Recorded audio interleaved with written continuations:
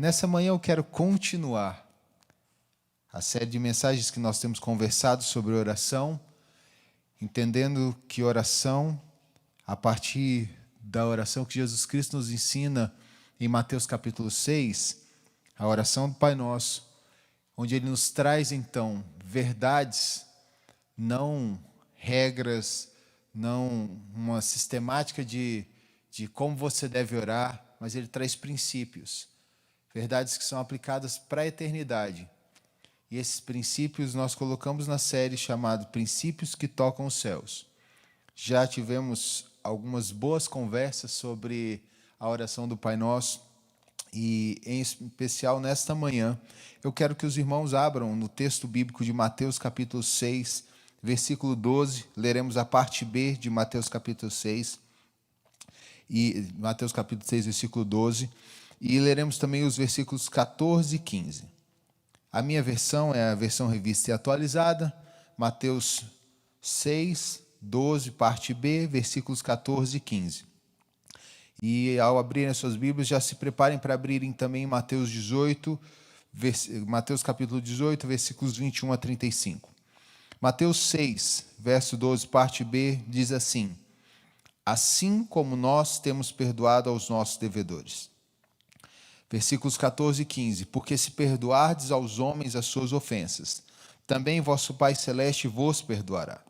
Se, porém, não perdoardes aos homens as suas ofensas, tampouco vosso Pai vos perdoará as vossas ofensas. Mateus 18, versículos 21 a 35, diz assim: então Pedro, aproximando-se, lhe perguntou: Senhor, até quantas vezes meu irmão pecará contra mim que eu lhe perdoe? Até 7 vezes?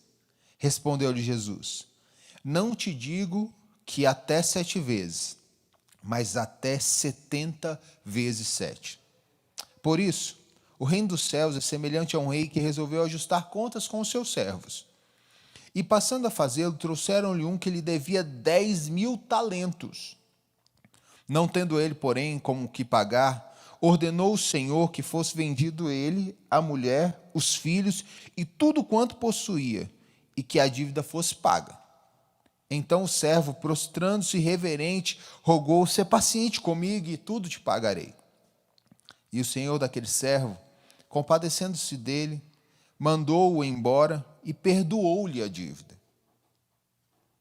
Saindo, porém, aquele servo encontrou um dos seus conservos que lhe devia 100 denários. E agarrando-o, o sufocava, dizendo: paga-me o que me deves. Então o seu conservo, caindo-lhe aos pés, lhe implorava: ser paciente comigo e te pagarei. Ele, entretanto, não quis, antes indo-se, o lançou na prisão até que saldasse a dívida. Vendo seus companheiros o que se havia passado, entristeceram-se muito e foram relatar ao seu senhor tudo o que acontecera. Então, o seu senhor, chamando-o, lhe disse: servo malvado, perdoei-te aquela dívida toda porque me suplicaste. Não devias tu igualmente compadecer-se do teu conservo, como também eu me compadeci de ti? E indignando-se, o seu senhor o entregou aos verdugos, até que lhe pagasse toda a dívida. Assim, também meu Pai Celeste vos fará, se do íntimo não perdoardes, cada um a seu irmão.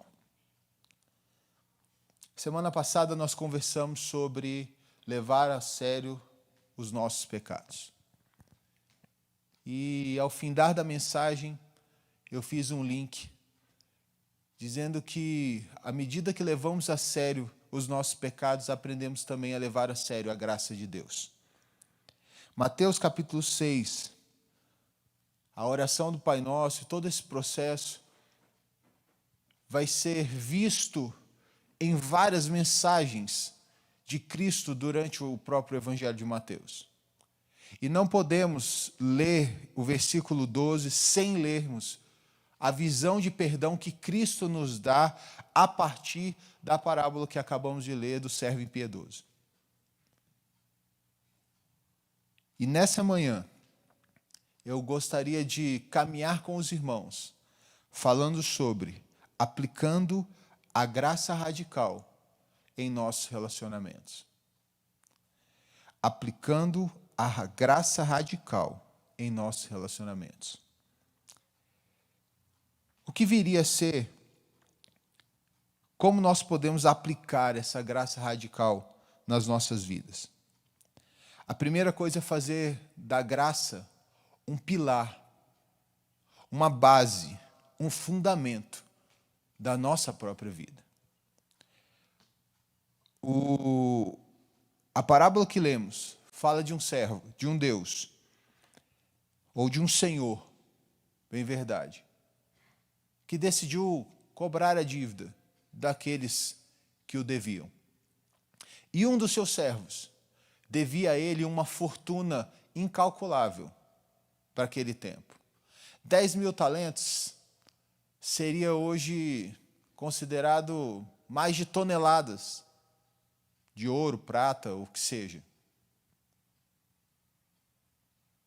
E esse Senhor chama esse servo e diz: eu quero que você pague essa dívida. Senão a sua família toda vai ser tida como escravo, mas essa dívida vai ser paga. O texto nos diz que esse servo, de forma reverente, ele se dobra diante do seu Senhor e diz: tem misericórdia de mim, me dá mais um tempo, eu vou pagar essa dívida. Então o Senhor, movido de misericórdia e graça, decide não dar tempo a ele para pagar uma dívida, mas perdoar o seu pecado, perdoar a sua dívida, perdoar aquilo que lhe devia. Não foi um prazo, um tempo para pagar, foi um perdão. Com base nesse versículo, para que eu e você façamos da graça um pilar das nossas vidas, nós precisamos entender algumas verdades para nós a partir do texto que lemos. A primeira verdade é: entenda o que nós conversamos na semana passada. Fale como Paulo. Eu sou o pior dos pecadores. O apóstolo Paulo, ao afirmar isso, falando que a graça de Deus mudou os pecadores, dos quais ele diz: eu sou o pior, nos ensina o que esse servo aprendeu diante do seu Senhor. A minha dívida é a pior de todos que estão aqui, porque a ideia dessa parábola é que o Senhor começou a cobrar aqueles que o deviam mais. E nessa perspectiva, ele começa por aquele que mais o devia. E no bolo do pecado, todos nós fomos equiparados, todos nós somos os maiores dos devedores. E sabe por que Paulo encara isso? E por que isso está linkado à graça, quando nós tratamos seriamente os nossos pecados, tratamos seriamente a graça de Deus? Por quê? Porque nós paramos então de dar como vara de medir o outro. A vara de medir de Paulo, do apóstolo Paulo, ao citar eu, o pior dos pecadores, agora, e a vara de medir deste homem, deste servo que está diante do Senhor, que é detentor de todas as riquezas, precisa ser o Senhor. Nesse momento ele entende que ele está debaixo da vara de medir deste Senhor. Paulo nos ensina a mesma coisa, que a vara de medir as nossas vidas é Cristo Jesus, e diante do Santo, diante do Todo-Poderoso, diante daquele que está sentado no alto e sublime trono, todos nós somos os piores dos pecadores. Eu costumava brincar com esse texto, quando Paulo afirma ser o pior dos pecadores, dizendo que Paulo não me conhecia. Porque Paulo foi um dos maiores plantadores de igreja neotestamentário. Foi o homem que mais escreveu nas escrituras do Novo Testamento. Quase metade das escrituras foram escritas pelas mãos de Paulo, inspirado pelo Espírito Santo de Deus. Um homem que enfrentou feras, naufrágio, serpentes, apedrejamento, açoites, prisão. E ele olha e diz: eu sou o pior dos pecadores. Certamente porque ele não me conhecia. Porque muitas vezes, e eu passei quase nada dessas coisas que Paulo disse, e muitas vezes eu me acho muito melhor do que aqueles que estão ao meu redor. Mas Paulo nos ensina que, sendo Cristo a nossa vara de medir, diante daquele que é santo e o justo, nós sempre seremos o pior dos pecadores. Mas a palavra de Deus nos ensina também que, para que a graça seja um pilar das nossas vidas, precisamos entender que nós fomos salvos pela graça. O Senhor olha para esse servo que o devia uma fortuna. E ele diz, e ele ouve o clamor desse servo. E ele diz: eu não vou te dar tempo. Eu vou perdoar a sua dívida.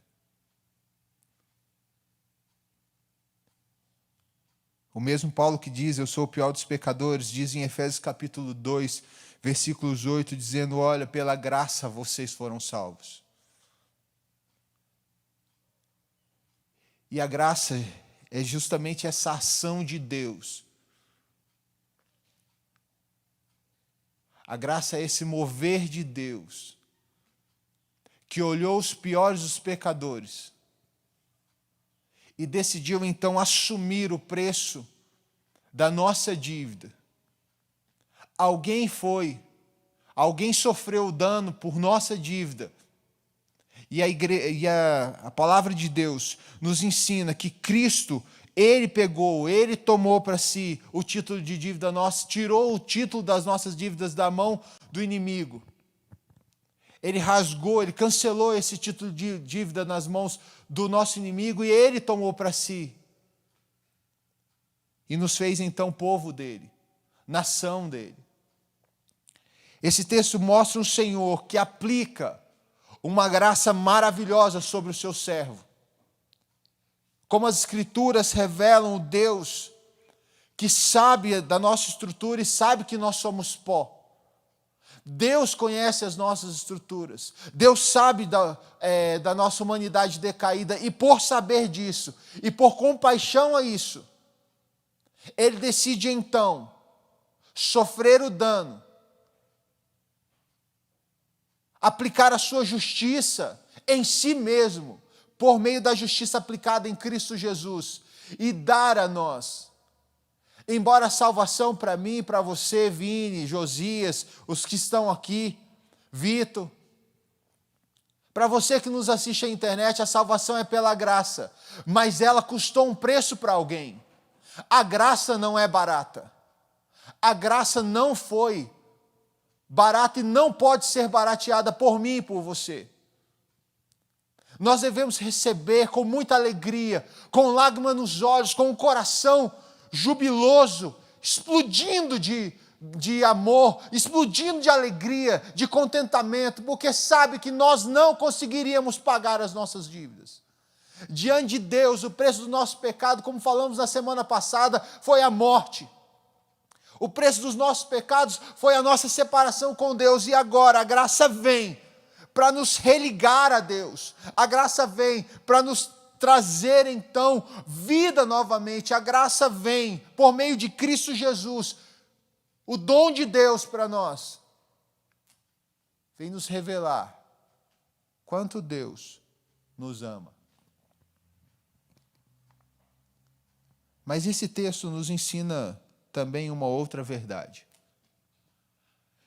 Que a graça só é um pilar nas nossas vidas, se nós agirmos igualmente como Jesus. Ser igual a Jesus precisa ser o nosso propósito. Aquele homem foi perdoado. Aquele homem foi liberto das suas dívidas. E livre das suas dívidas e dos pesos que aquela dívida trazia aos seus ombros, ele sai. Só que ele encontra um conservo, alguém que trabalhava com ele naquele processo,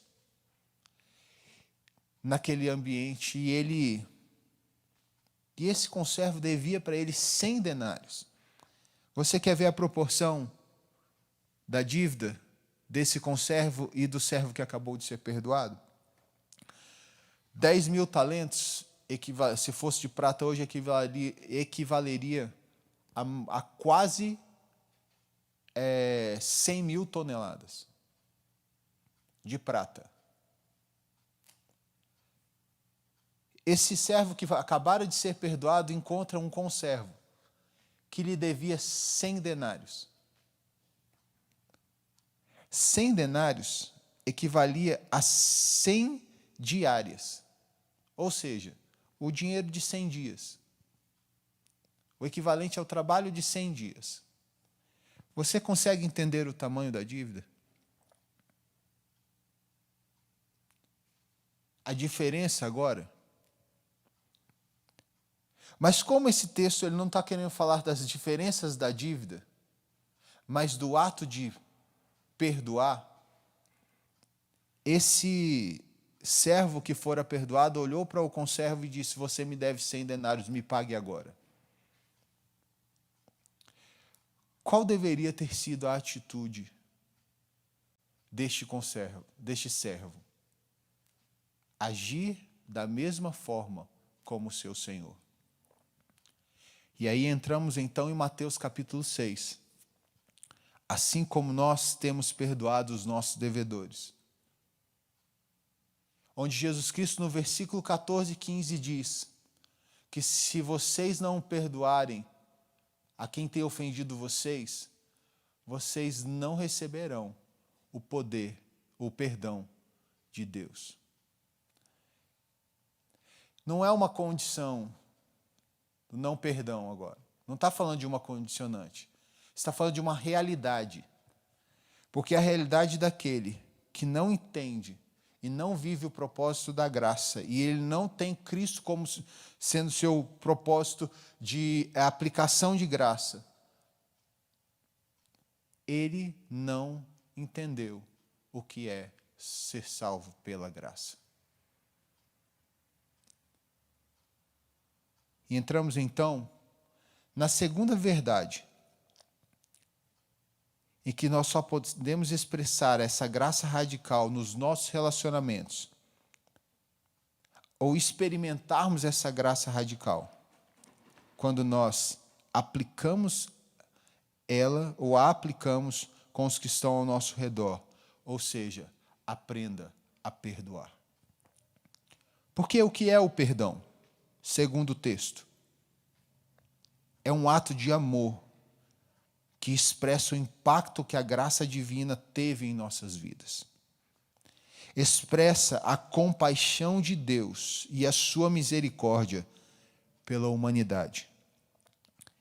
Esse ato somente é real quando ele se manifesta generosamente e definitivamente, às vezes com alegria. O ato de perdoar precisa conter compreensão, esquecimento e amor. O perdão real, ele não é uma trégua. O Senhor lá, ele não deu um tempo para ser pago. Ele pagou. Ele diz: olha, está perdoado. O perdão real não é uma trégua onde reina desconfiança, limites de separação e até mesmo rupturas. O perdão é esquecimento, é compreensão, é amor, é generosidade, é definição, é compaixão, é misericórdia, porque tudo isso expressa uma vida que foi realmente impactada pela graça. Sendo Jesus, ser igual a Jesus, se ser igual a Jesus é o nosso propósito, então precisamos viver radicalmente a graça de Deus. Entendemos que a graça que impactou as nossas vidas é a mesma graça que precisa ser derramada sobre o outro, que agora nos deve. E existem algumas implicações do não perdoar nesse texto que vimos. Primeiro, quando não perdoamos, nós tomamos o lugar de Deus. Romanos capítulo 12, versículo 19, que faz referência a Deuteronômio, diz assim, que nós não podemos agir com vingança, porque a vingança pertence ao Senhor. E tomar o lugar de Deus é uma consequência séria para as nossas vidas. Traz consequências sérias. Porque todo aquele que tentou usurpar o trono de Deus nas Escrituras, aquele que tentou tomar a glória de Deus para si, nas Escrituras e na história, nós vemos as realidades disso. Vemos um Nabucodonosor comendo grama, porque achava que o reino e a manifestação da Babilônia era dele. E Deus então o colocou assim. Vemos Herodes morrer comido por vermes, porque aceitou o povo dizer, tem voz como de um Deus. Vemos então a queda do próprio Adão, que decidiu ser a fonte do conhecimento do bem e do mal, ao comer da árvore do conhecimento do bem e do mal. Vemos também o próprio Lúcifer, que era um anjo do Senhor, que decidiu então tomar a glória de Deus para si e caiu, foi banido dos céus. E tem como prêmio o inferno, pela audácia que teve. A Bíblia diz que de Deus não se zomba. E só há um sentado no alto sublime trono, do qual nós não podemos tomar o lugar dele. E se a Bíblia diz que a vingança pertence ao Senhor, eu e você precisamos viver uma vida baseada na graça. Precisamos então viver uma vida em que a aplicação do perdão na vida do outro precisa ser baseado na vara de medir em que Cristo teve conosco. E se você quer tomar, então o lugar de Deus significa, e aí as consequências aqui são lógicas, significa que você desprezou os ensinamentos e o senhorio de Cristo.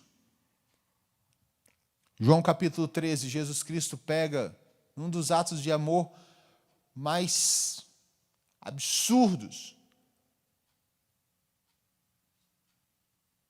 Ele vem, tira sua túnica, pega uma toalha, uma bacia de água, lava os pés dos seus discípulos e diz, assim como vocês me chamam de mestre e Senhor, e assim vocês estão falando o correto. Como eu fiz, agora façam vocês uns com os outros, porque conhecerão que vocês são meus discípulos, se vocês amarem uns aos outros. E quando nós decidimos então não perdoar, nós decidimos desprezar. Isso aqui é um ato intencional de desprezar os ensinamentos e o senhorio de Cristo. Porque Jesus Cristo diz, novo mandamento vos dou, que ameis uns aos outros como eu amei vocês. E o amor de Cristo é sacrificial. E o amor de Cristo, ele abre mão da sua glória.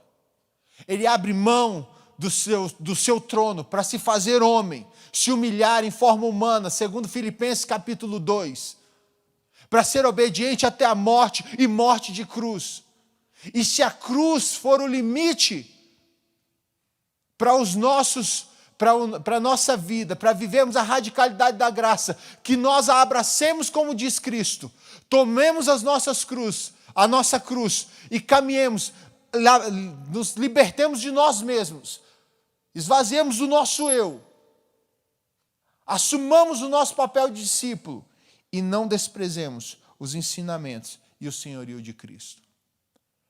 Porque só tem um que pode abrir o livro e os seus selos. Só tem um que pode julgar os vivos e os mortos. Esse é Jesus Cristo. A Bíblia diz que quando nós tomamos o lugar de Deus e não perdoamos, decidimos então ser esses vingadores. Nós vivemos uma salvação auto-justificada.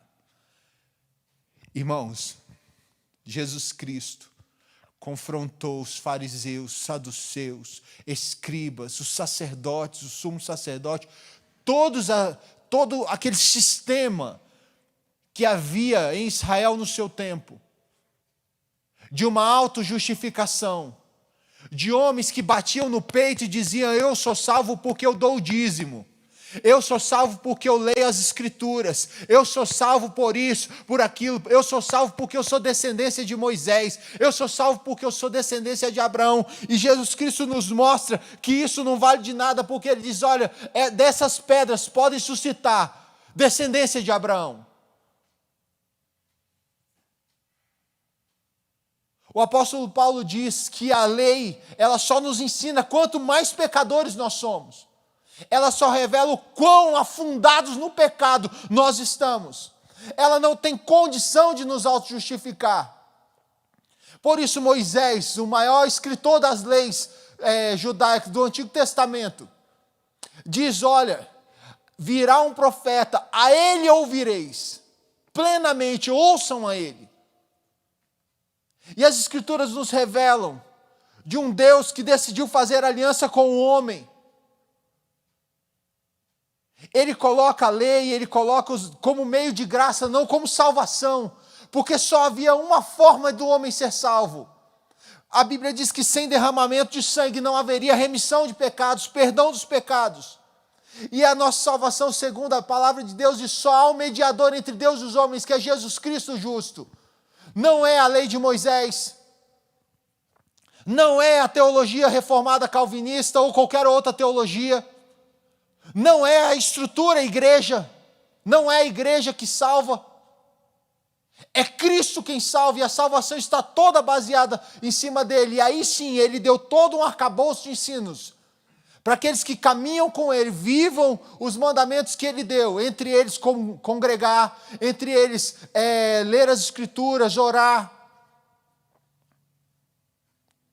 Porque a nossa salvação está fiada em Cristo.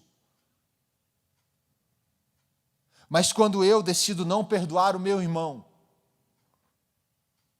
quando eu decido então dizer que ele não é digno da mesma graça que foi derramada sobre a minha vida, eu, o devedor dos 10.000 talentos, olho para o meu irmão, o devedor de 100 denários,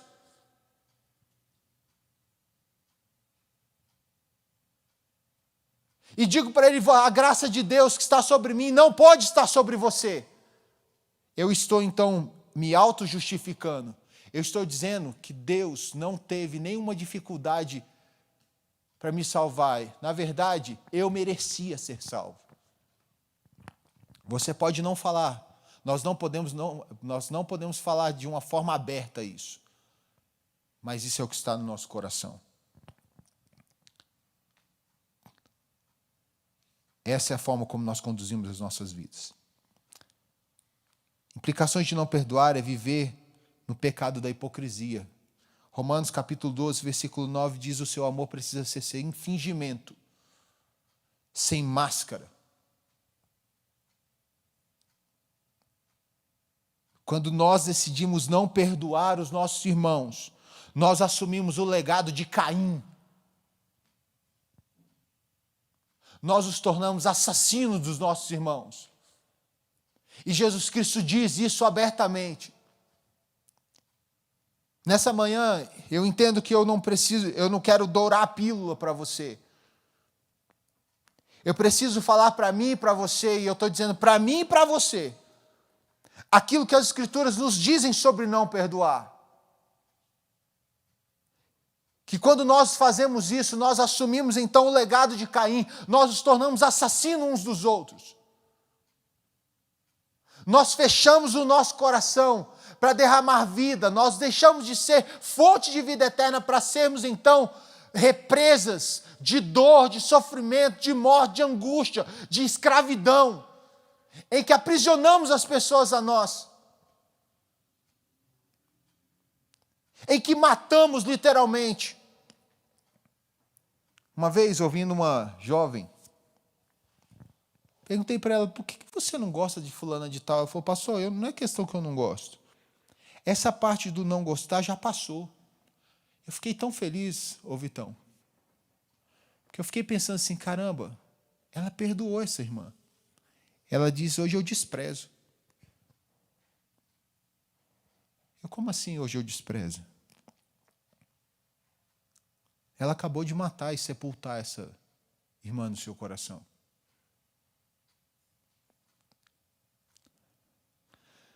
Quando nós decidimos não perdoar, nós nos tornamos motivo de escândalo para o mundo.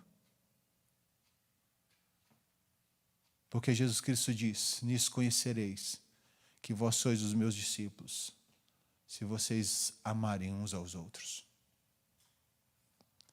E quando decidimos não perdoar, caímos sobre o jugo daquilo que Jesus Cristo diz, ai daquele que faz tropeçar um dos meus pequeninos. É melhor que ponha uma pedra de moinho atada ao seu pescoço e se lance no rio. Não são minhas palavras, são palavras de Jesus essas. Nós impedimos a obra missionária quando decidimos viver uma vida sem perdão. Nós somos instrumentos de impedimento do avanço da igreja do Senhor quando decidimos não perdoar. Só que a Bíblia diz que a igreja tem um Senhor. E esse Senhor que rege a sua igreja, Ele tem a vara de medir. Ele tem o cetro de poder. E Ele bagunça a sua igreja. Ele mexe profundamente com as estruturas da sua igreja para que as pessoas saibam que só há um Senhor. E esse Senhor diz que Ele amou a igreja e a si mesmo se entregou por ela. Entramos então nos benefícios do perdão.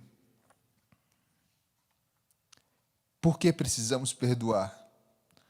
Porque precisamos aplicar radicalmente a graça de Deus por meio do perdão na vida dos irmãos que estão ao nosso redor. Porque quando nós perdoamos, nós vivemos em unidade com Deus e com o seu povo.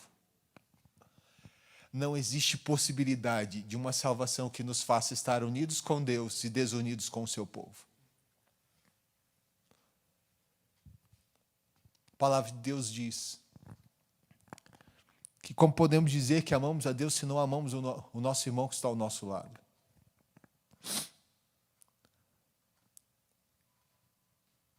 Como podemos, quando perdoamos, outro benefício é viver ainda mais a graça e a liberdade em Cristo Jesus.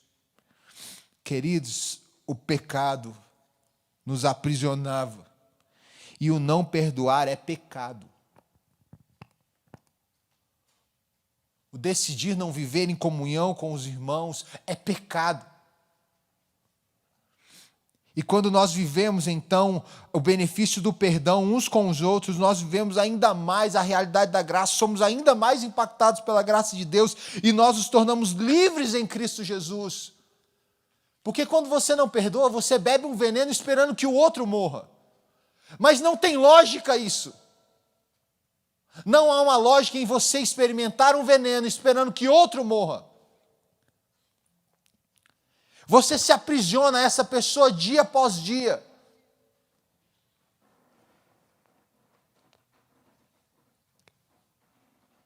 Dos benefícios do perdão, outro benefício é viver o amor de Deus para o mundo. Como eu disse, eu terminei nas implicações de não perdoar, que nós nos tornamos escândalo para o mundo. Agora não, nós nos tornamos instrumentos de Deus, para que o mundo veja que Deus é o Deus que busca o homem. Não foi você que buscou a Deus para ser salvo. Foi Deus que decidiu buscar você, e isso é a radicalidade da graça. É aí que se expressa um Deus gracioso, radicalmente gracioso. E esse Deus nos ensina a ser esse instrumento de amor dele para o mundo, através da forma como as pessoas veem, como a igreja vive uns com os outros. Nós passamos a viver em confluência e não em concorrência. Nesses anos próximos, nós temos vivido uma ruptura dentro da igreja brasileira. E isso também tocou a nossa comunidade de fé. As nossas formas de ver os sistemas políticos, as ideologias políticas, fizeram que muitos de nós tivéssemos então uma atitude de concorrência uns com os outros. Quando a palavra de Deus diz que nós precisamos viver em confluência uns com os outros. Eu já falei isso de púlpito. Vou repetir isso aqui nessa manhã. Você pode ser petista, você pode ser PSB, você pode ser o que for. Bolsonarista, pode ser lulista. Mas se você é cristão, e aí onde você está, olha para a tela e tenta olhar dentro dos meus olhos. Mas se você é cristão, saiba que todo regime político passa. A igreja vai permanecer porque é a palavra de Deus isso. Porque ela faz parte de um reino que não se destrói, que não se acaba. Tente não assumir ferrenhamente nenhum movimento a não ser o movimento dos céus. Onde Paulo diz, busque as coisas lá do alto. E não deixe que a sua interpretação política faça com que você olhe o seu irmão e diga para ele que ele é menos merecedor da graça de Deus do que você. Para que você possa viver como corpo, isso é confluência. Porque um corpo, quando vive em concorrência consigo mesmo, ele traz câncer.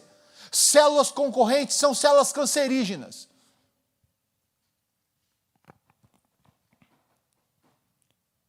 O benefício do perdão é viver a paz que excede todo entendimento. É você dormir tranquilo. É viver em adoração a Deus por meio do nosso testemunho obediente. Assim como nós temos perdoado aos nossos devedores, perdoa-nos também, Senhor. Feche seus olhos. Oremos ao Senhor. Santo e eterno Deus, nós te louvamos e benzemos o teu nome. Te pedimos perdão, Senhor, se os nossos corações não têm vivido de forma prática, ó Deus, a tua graça. Nos faz experimentar a tua graça, aplicando, ó Deus, na vida dos nossos irmãos. Quebra os nossos corações e não nos permita olhar o outro como mais devedores do que nós. Porque nós, eu, o pior dos pecadores, foi alcançado pela graça. Qualquer outro pode ser, Senhor. E que essa graça possa mover a vida da tua igreja.